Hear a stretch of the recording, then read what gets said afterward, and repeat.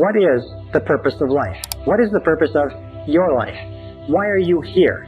Why do you exist at all? Why do you get up in the morning? Why do you have a life? Why are you on the earth? Is it simply to be born, to grow up, to work, to reproduce, to die? Or is there something else? In my estimation, there is something else, something far more important. In this session, I want to talk to you about my discoveries and my thoughts about what the true purpose of life is.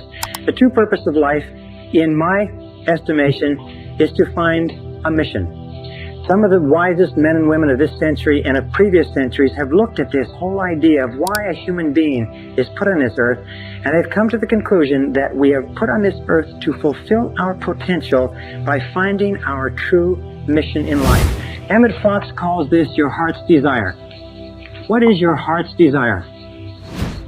Your heart's desire is something that is placed deep down inside you, maybe even before you're born. And it's something that calls to you and sings to you and lures you on throughout your life. And the reason that we say that only 1 or 2 or 5 out of 100 people fulfill their potential in any given generation is because most people ignore the callings of this heart's desire. They push it aside, they ignore it, they pretend it isn't there. They get involved in bills and families and business and careers, and this tugs at them. Sometimes they don't get into it until later on in life, but every single person has the ability to establish for themselves a mission.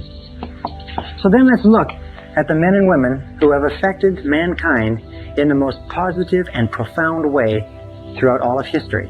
In our civilization, in our culture, the most powerful person was Jesus of Nazareth, a humble carpenter who preached for 3 years in Galilee and then died in Jerusalem, but has had more of an impact on more people in this world than any other man who ever lived, than all the other kings and all the other monarchs and dictators of history. One simple man who never wrote a word, never appeared on television, never cut a record, was the man who has had more influence than anyone else. And beyond Jesus, there was Buddha. The followers of Buddha, and interestingly enough, Buddha taught a very similar message to Jesus. He taught the message of universal love. He taught the message of the brotherhood of all mankind, that all of us are united in loving each other. And also Muhammad. And Muhammad has followers that number in the hundreds of millions. Buddha's followers number almost 1 billion.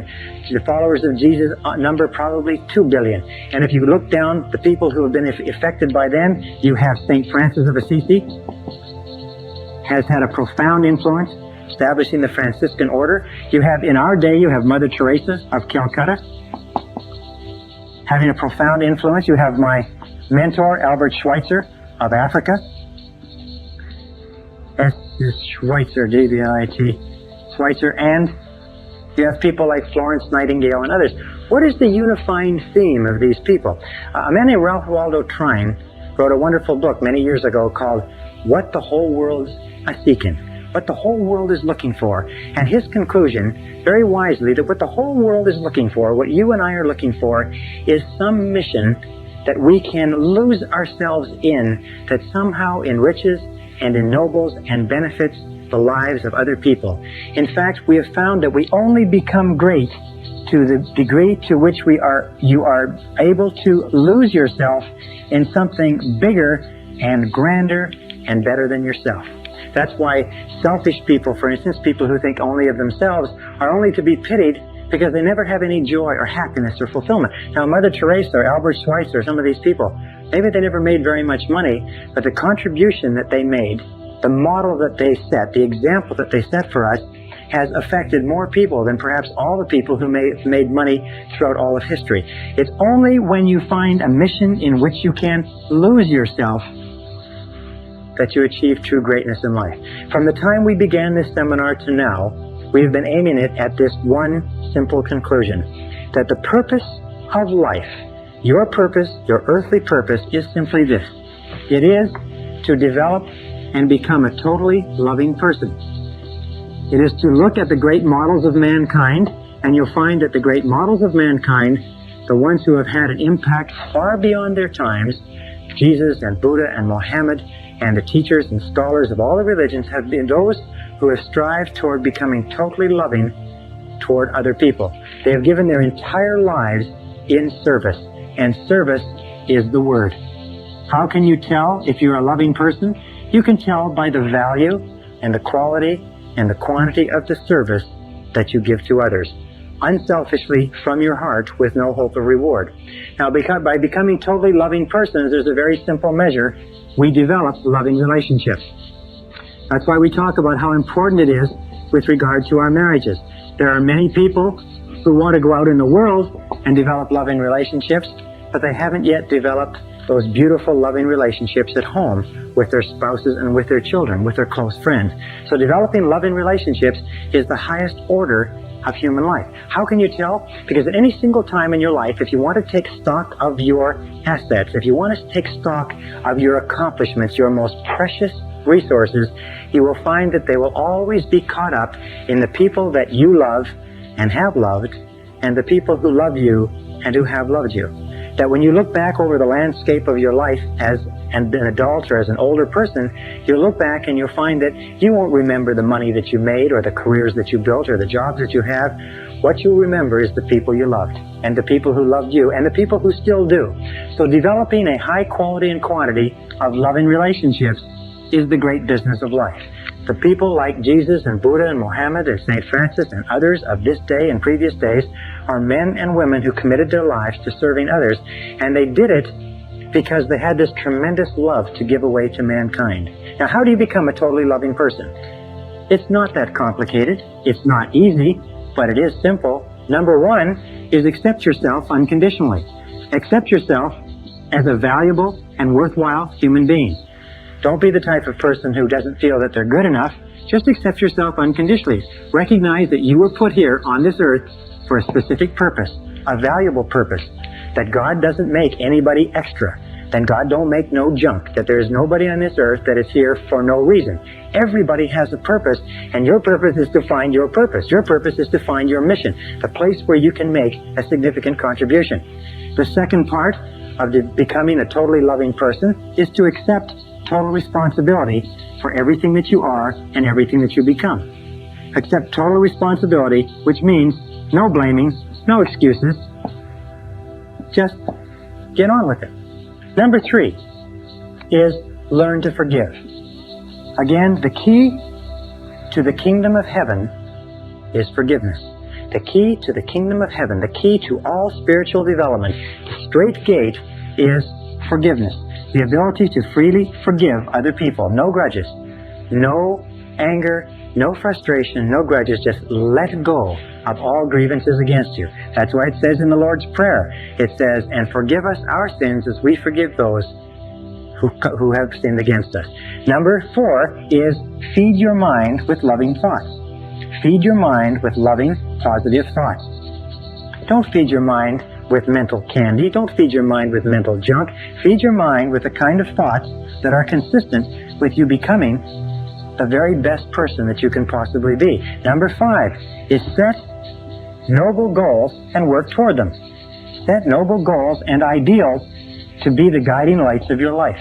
Noble ideals and values.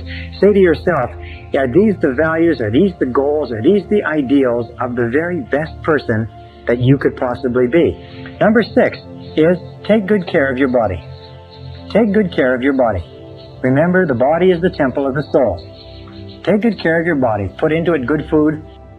Give it good exercise. Give it good rest. Give it good nutrition. Take good care of your body. And number seven, practice the golden rule. Practice the golden rule in that practice kindness, patience, tolerance more than anything else. Tolerance of the diversity and difference of other people toward others. Love, understanding, compassion. Remember, everybody in the world is carrying a heavy load. Now, as you practice these principles, you will start to become a more and more loving person. As you practice these principles, you will find yourself drawn, almost inevitably, almost inexorably, you'll find yourself drawn toward your mission. You'll find yourself drawn toward the area of service. Now, believe me, one of the best areas of service in the whole world is the business world, because our free enterprise system is based on serving other human beings. But you can serve other people in any profession, in any capacity. You'll have an opportunity to give and to increase the quality and quantity of your service to others, to enhance and enrich and uplift the lives of other people. Remember, you're put on this earth to do something for other people. The measure of how well you're doing as a human being is very simply this, is that you only have love to the degree to which you express love to others. You only have love to the degree to which you express love to others. In other words, you do not have love in isolation of other human beings. You cannot say, I am a loving person, without having loving relationships as the proof, if you like. You can only have love to the degree to which you feel love for other persons. So the more you express love to other people, and that's why we are given families, and that's why we are given intimate relationships, and that's why children are sent to us to teach us to develop our breadth and depth and capacity for love in such a way that we can never learn otherwise. So we express love to others, and then once you develop love for yourself by accepting yourself unconditionally, practice giving your love away. Practice giving your love away. You see, an interesting thing about love is that love only grows by sharing. That love only grows by sharing. You cannot have any more love than you have right at this moment in your life, except to the degree to which you give it away to other people. So love only grows by sharing.